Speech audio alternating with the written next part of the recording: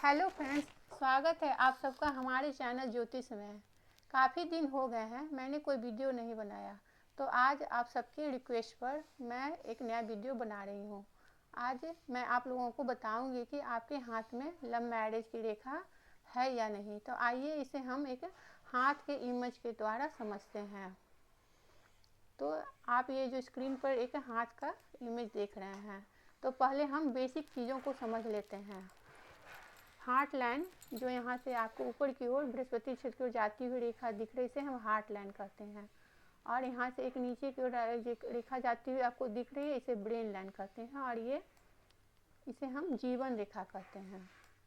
अब जो little finger और हार्ट लाइन के बीच में जो एक स्पेस दिख रहा है, तो उसे बाहर की ओर से अंदर की ओर आती हुई रेखा को हम विवाह रेखा कहते हैं। अगर विवाह रेखा अपने शुरुआत में ही दो भागों में बटी हुई दिखे तो ये एक प्रेम विवाह की ओर संकेत करते हैं। अगर विवाह रेखा पर आपको एक वर्ग का चिन्ह बनता हुआ दिखे तो समझिए कि हमारे हाथ में प्रेम विवाह के योग हैं। अगर विवाह रेखा पर ऊपर से 3 आड़ी रेखा गिरती हुई दिखे तो समझिए कि हमारे हाथ में प्रेम विवाह के योग तो हैं, लेकिन घर वाले इसमें बहुत ही बाधा डालते हैं।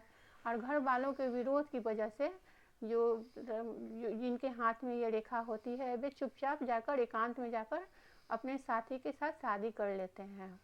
अब हम चलते हैं बृहस्पति क्षेत्र की ओर। अगर यहाँ पर आपको एक छोटा सा क्रॉस बनता हुआ दिखे तो समझिए कि निकट भविष्य में हमारे अपने मनपसंद साथी के साथ शादी होने वाली है।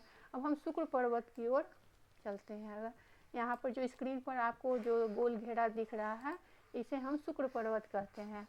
अगर ये आपके हाथ उभार ली हुई हो, पुष्ट हो, लालिमा ली हुए हो, तो समझिए कि ये प्रेम विवाह में बहुत ही सहायक काम करते हैं। अगर हार्ट लाइन अपने दो भागों में बटी हुई दिखे और एक रेखा बृहस्पति क्षेत्र की ओर जाती हुई दिखे तो ये बहुत ही शुभ रेखा कहलाती है और प्रेम विवाह में बहुत ही अच्छी होती है। अब हम सन लाइन की ओर चलते हैं। यहाँ से एक ऊपर की ओर रेखा जा रही है, इसे हम सन लाइन कहते हैं।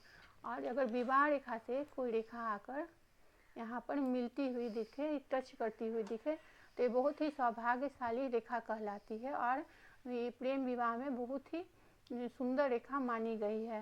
और जो जीवन साथी होता है बहुत ही सौभाग्यशाली, इंटेलिजेंट और गुणी होता है और प्रेम विवाह बहुत ही सुदृढ़ और मजबूत होता है और बहुत ही प्रेम करने वाला जीवन साथी होता है।